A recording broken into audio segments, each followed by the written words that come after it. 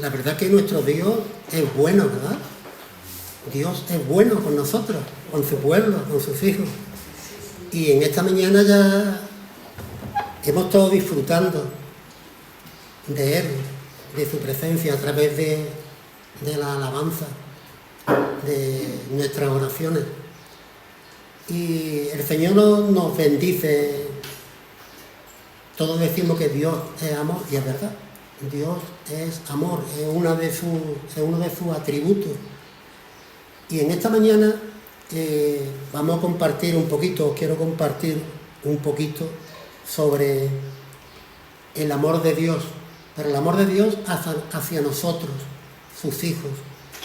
Y digo un poquito porque es imposible poder hablar en un culto del amor de Dios. Y incluso tuviéramos toda nuestra vida para hablar del amor de Dios, no sería imposible, porque es difícil de entender cómo es el amor de Dios por sus hijos. Y me quiero basar en un versículo. Vamos a ir al Evangelio de Juan, al capítulo 13. Es solamente un versículo, pero un versículo que tiene también mucha profundidad, un versículo muy hermoso. Es un versículo que para el creyente nos tiene que dar mucha fortaleza y nos tiene que dar mucha seguridad. Y dice así la palabra del Señor, Juan 13 y el versículo 1. Antes de la fiesta de la Pascua, sabiendo Jesús que su hora había llegado para que pasase de este mundo al Padre, como había amado a los suyos que estaban en el mundo, los amó hasta el fin. Voy a tener una oración, voy a poner la palabra de Dios en sus manos y que Él sea el que nos hable. Señor y Padre Santo, te damos muchas gracias, Padre. Muchas gracias, Señor, porque es un privilegio el sentirnos amados por ti, Padre. El tener esa seguridad de que, como tú nos dices en tu palabra, tú nos amaste, nos amas y nos amarás hasta el fin. Gracias, Señor, porque no merecíamos nada, Padre. Pero tú, Señor, nos diste lo más preciado, tu Hijo Jesucristo, y nos lo diste en un madero, para que nuestros pecados fueran perdonados y para que nuestra esperanza esté en ti. Señor, bendice tu palabra, sostenga al predicador, Padre, prepara nuestros corazones, Señor, y que tu palabra sea ese agua viva que cada día necesitamos. En Cristo Jesús te lo pedimos. Amén, Señor. Amén. Poniendo un poquito en contexto este versículo, hermanos, el ministerio de Jesús en este momento se acerca al final. Dentro de unas horas, Él iba a ser traicionado, iba a ser vendido, iba a ser negado, juzgado, apresado, azotado y finalmente iba a ser crucificado. Pero antes de llegar a este momento hay algo que el Señor quiere enseñarnos. Nuestro pasaje comienza en el día jueves, 4 días antes de este día. Para los discípulos sería imposible pensar que la historia de Jesús terminaría de esa manera. El lunes Jesús entra en Jerusalén y es aclamado por toda la multitud, con palmas, con palabras de agradecimiento, diciéndole bendito el que viene en el nombre del Señor, porque veían, en cierto modo, a Jesús como un Salvador. El día siguiente, el martes, Jesús va al templo, ve que están allí las personas con sus puestos y el Señor toma un azote de cuerda y empieza a tirar las mesas de los cambistas.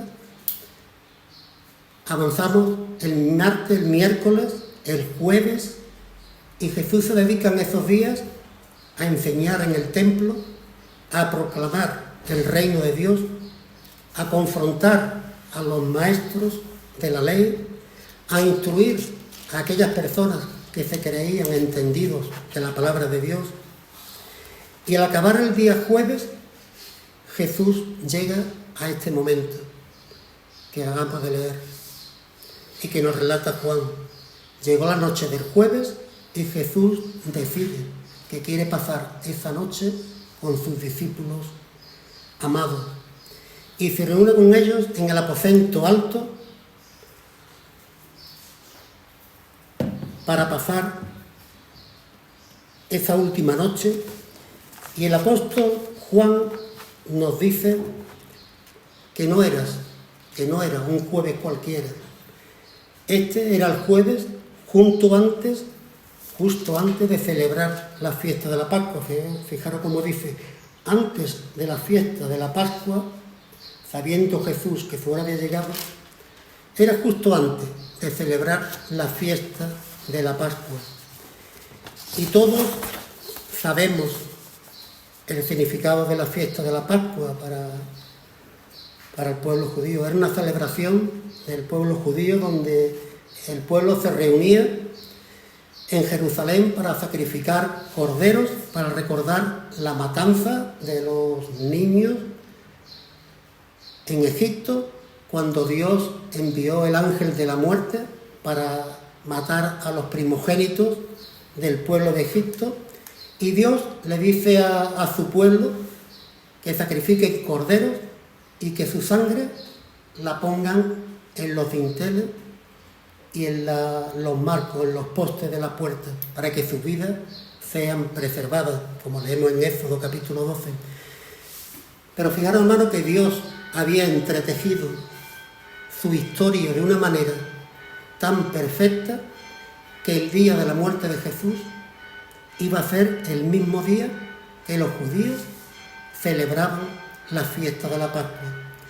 Jesús iba a ser ese cordero que se sacrificaría por el perdón de los pecados de su pueblo. Por lo tanto, la fiesta de la Pascua era un recordatorio de que Dios es un Salvador, de que Dios es un libertador. Pero ese viernes el cordero que iba a ser sacrificado era Cristo, el cordero inocente que vendría a cubrir los pecados de su pueblo. Pero antes de llegar aquí, Jesús iba a tener la oportunidad de celebrar la Pascua con sus discípulos. Y nos dice el evangelista Lucas en el capítulo 22 y el versículo 15 que Jesús dijo: «Cuánto he deseado comer con vosotros esta Pascua antes que padezca». Jesús tuvo la oportunidad de celebrar esta Pascua con sus discípulos amados, pero sus discípulos no se imaginaban lo que sucedería al otro día, unas horas después de estar con ellos cenando, momentos antes de que la historia del mundo cambiase para siempre,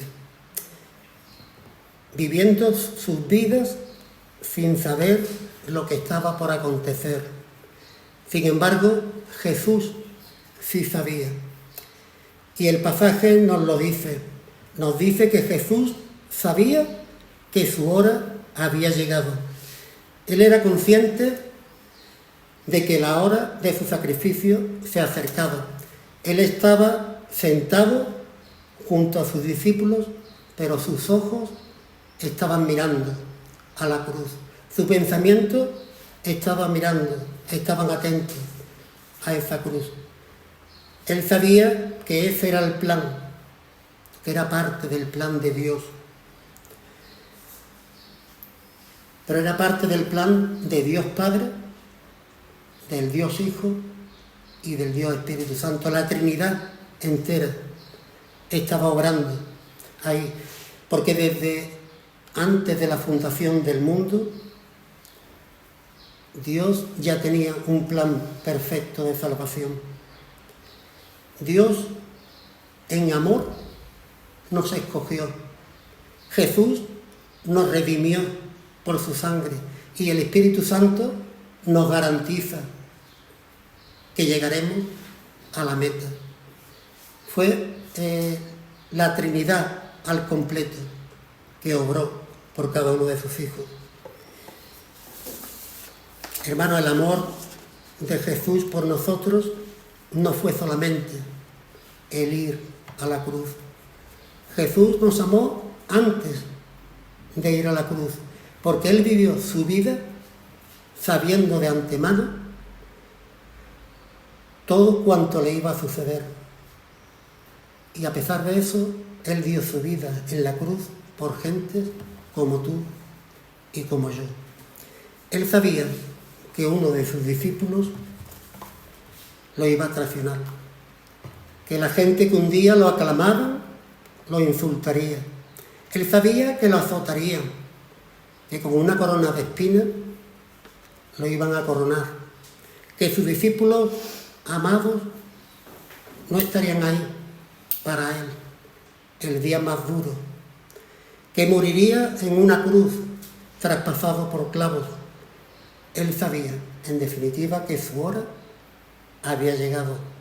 El autor de Hebreos nos dice cuál fue la actitud de Jesús posteriormente a la cruz, en el momento de estar en la cruz y previamente a ir a la cruz. Y Él nos invita a nosotros a imitarle, aunque ninguno de los que estamos aquí, ni ninguno de sus hijos, vamos a pasar por ahí, por ese sacrificio. Pero Hebreos 12:2 nos dice cómo debemos de vivir. Y nos dice: puesto los ojos en Jesús, el autor y consumador de la fe, quien por el gozo puesto delante de él soportó la cruz, despreciando la vergüenza, y se ha sentado a la diestra del trono de Dios. Por el gozo puesto delante de él soportó la cruz. Nuestro gozo es sentirnos amados por Dios. El Señor soportó la cruz y lo hizo por amor a cada uno de nosotros. Él tenía dolor por lo que iba a sufrir, pero a la vez, como nos dice aquí en Hebreos, tenía gozo. Jesús sabía que su hora había llegado, pero no solamente para entregar su vida. Juan nos dice en este versículo 1 que su hora había llegado para pasar de este mundo al Padre.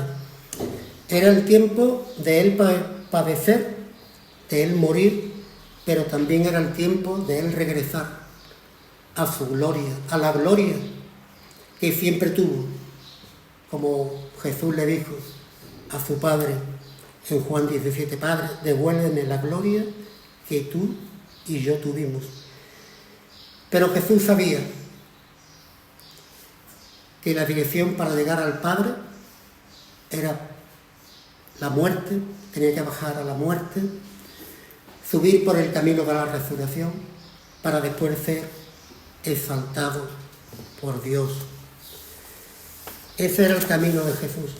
Y ese es el camino, hermanos, de cada uno de nosotros y cada uno de sus hijos. Si queremos llegar al Padre, tenemos que morir. Él nos va a resucitar. Después ascenderemos con nuestro Señor y posteriormente seremos exaltados y disfrutaremos como hijos de Dios y coherederos de Cristo en el cielo. Jesús iba a regresar al Padre para disfrutar de la gloria que un día tuvo. Y ahora Juan nos lleva a lo que es el punto central, lo que justifica su venida, la razón de sus padecimientos, que es el amor por los suyos. Esa es la razón central del padecimiento en Jesús. Y dice Juan que Cristo había amado a los suyos que estaban en el mundo. Si os fijáis en el pasado, había amado a los suyos que estaban en el mundo. Antes de conocernos, Él nos amó. En el proceso, podemos decir en el presente, Él nos sigue amando.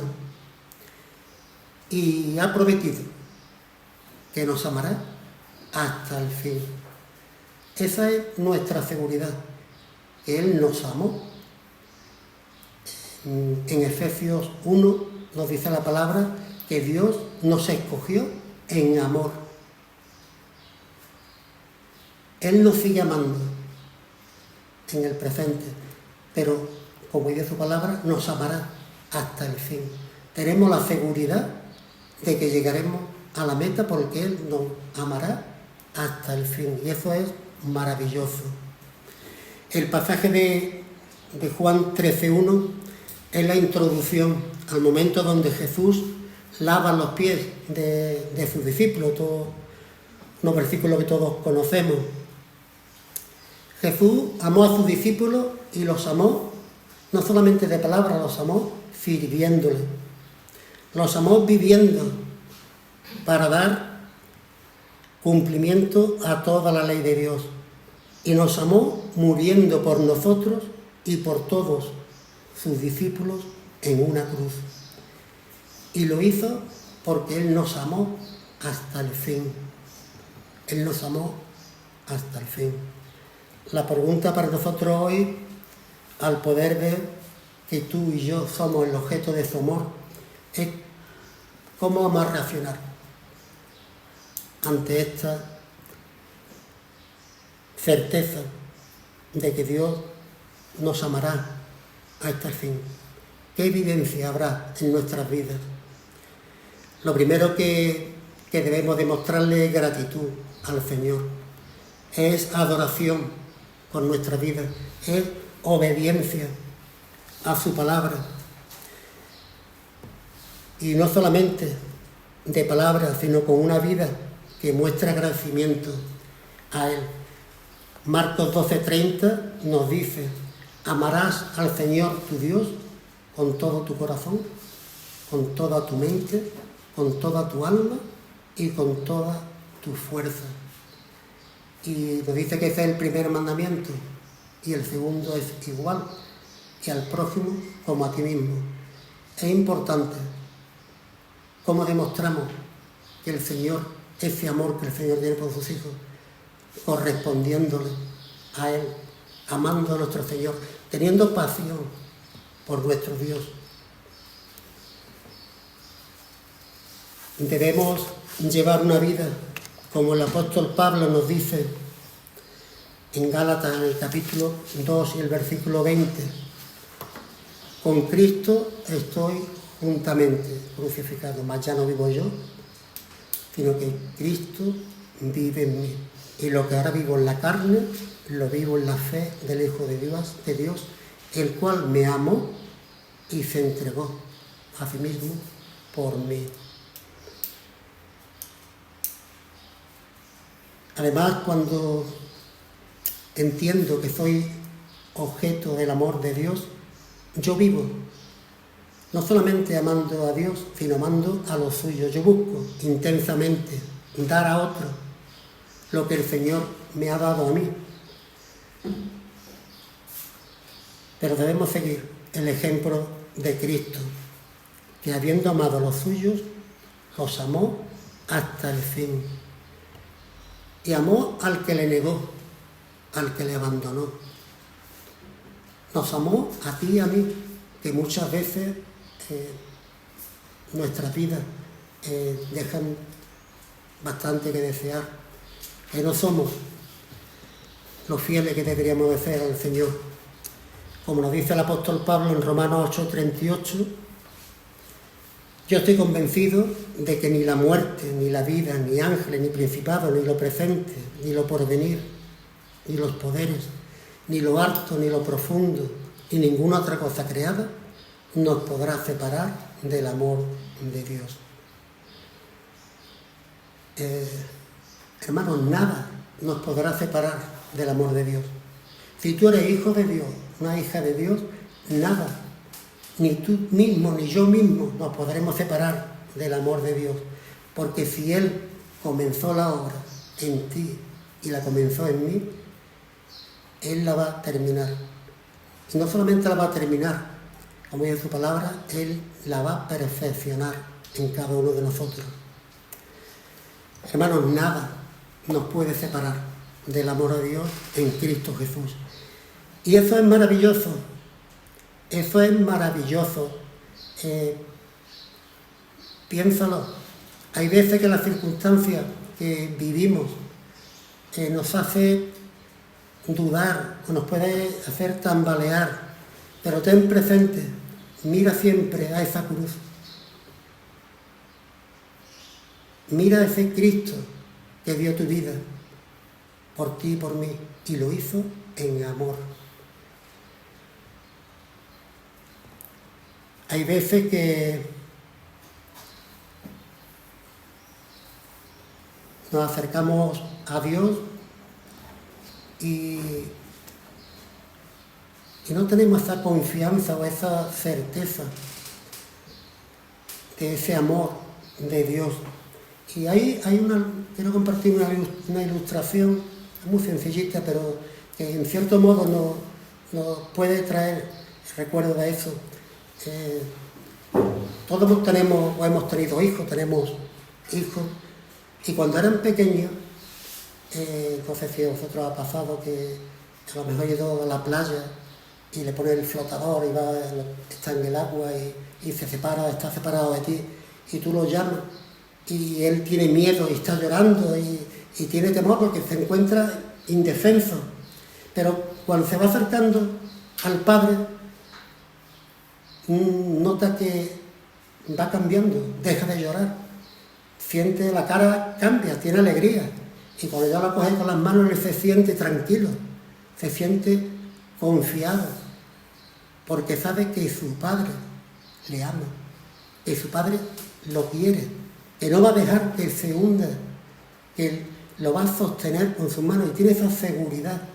Hermanos, y esa es nuestra seguridad, a pesar de que muchas veces en este mundo parece que nos hundimos, parece que desfallecemos, pero tenemos que tener la certeza de que Dios está ahí a tu lado. Él lo ha prometido. Él está al lado de cada uno de nosotros. Él nos sostiene. Su amor es como ese bálsamo que está a nuestro alrededor. Es como esa mano amorosa que nos sostiene. Y Dios quiere que estemos confiados, que confiemos en Él, más de lo que muchas veces hacemos. Yo no sé en esta mañana cómo hemos venido cada uno. Tal vez venimos con nuestras circunstancias de nuestra vida, nuestras preocupaciones, nuestro cómo hacer a mañana, pero quiero que nos llevemos esta mañana unas palabras de ánimo, de aliento, que nos deje nuestro Señor. Hermanos, Dios te ama. Dios te ama.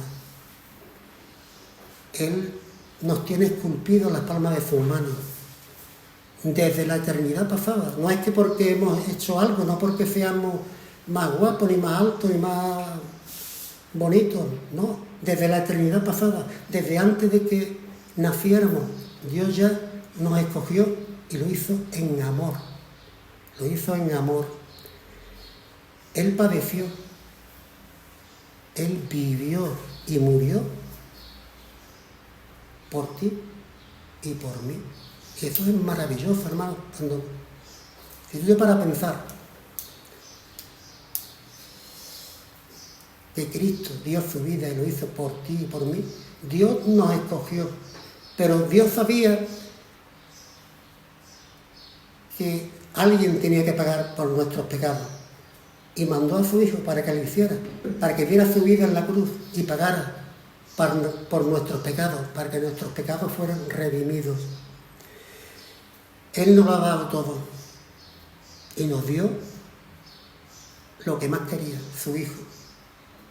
Pero Dios nos podía haber dado a su Hijo como un profeta, como Moisés, como le dio Moisés al pueblo judío, o como un sacerdote, como le dio a Aarón. Pero Dios nos dio a su Hijo en un madero, en una cruz. Él nos ama a pesar de las circunstancias que estemos pasando. Y Él te ama y te amará, como lo dice aquí Juan, hasta el fin. Él nos amará hasta el fin. Voy a terminar con una historia, bueno, terminaré con un versículo, pero ya para ir terminando, quiero contar una historia que es real, que quiero utilizar como ilustración para lo que estamos meditando en esta mañana. Y dice así la historia, voy a leerla, y dice así: en el año 1962, Dick y Judith, de un matrimonio cristiano, recibieron en sus brazos a su hijo Rick, quien nació con una parálisis cerebral debido a unas complicaciones durante el parto. Rick había nacido con el cordón umbilical en su cuello, lo cual le afectó el nivel de oxígeno en su cerebro. Los médicos le dijeron a sus padres que su hijo sería un vegetal y que lo mejor sería internarlo en una institución y olvidarse de él. Sin embargo, Dick y su esposa, Judith, decidieron desafiar las expectativas y brindarle a su hijo la mejor vida posible.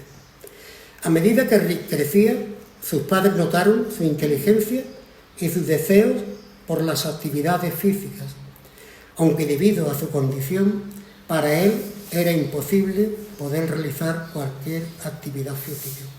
A los 11 años, Rick le expresó a su padre su deseo de participar en una carrera benéfica.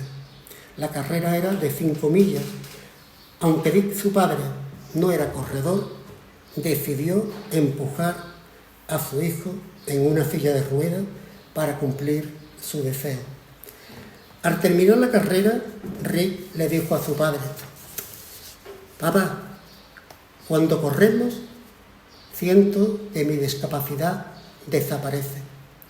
Siento que puedo volar, que estoy libre.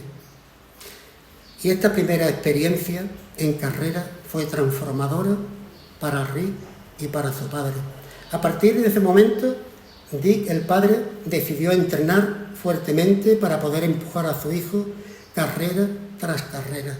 Se convirtieron en un equipo inseparable y participaron en más de 1100 carreras y maratones.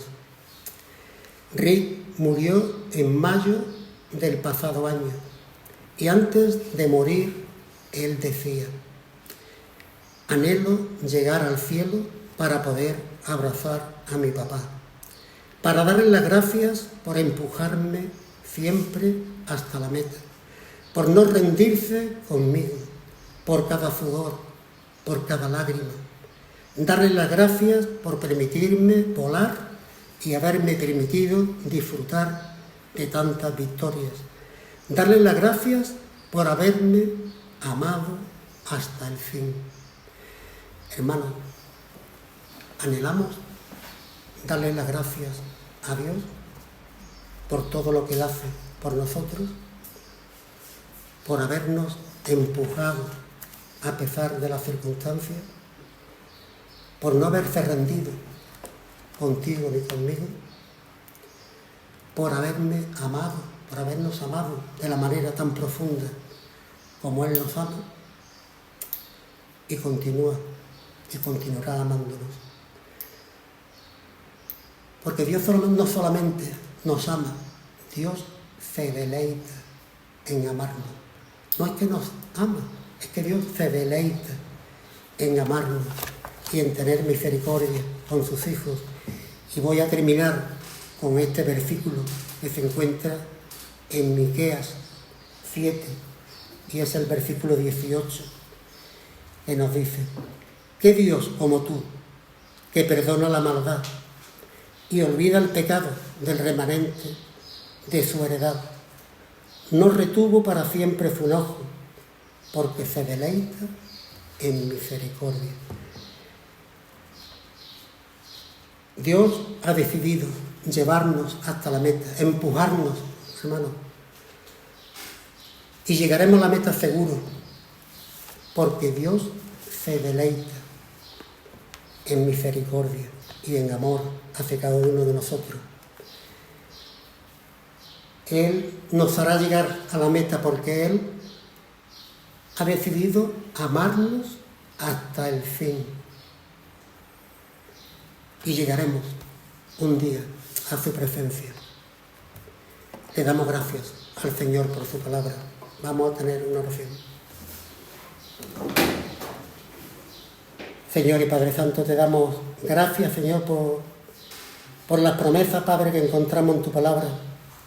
Gracias, Señor, porque sabemos que tú nos amas, que tú nos amaste desde la eternidad pasada y que tú nos amarás hasta el fin, Padre. Te damos gracias, Padre, porque tus promesas son en ti, sí y amén, Señor. Te damos gracias porque podemos vivir confiados.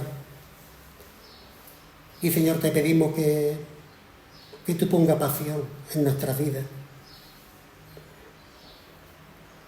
Que te amemos, Señor, con todo nuestro corazón, con toda nuestra mente, con toda nuestra alma y con toda nuestra fuerza, hasta el día que tú nos llames. En Cristo Jesús. Amén, Señor. Amén, Señor.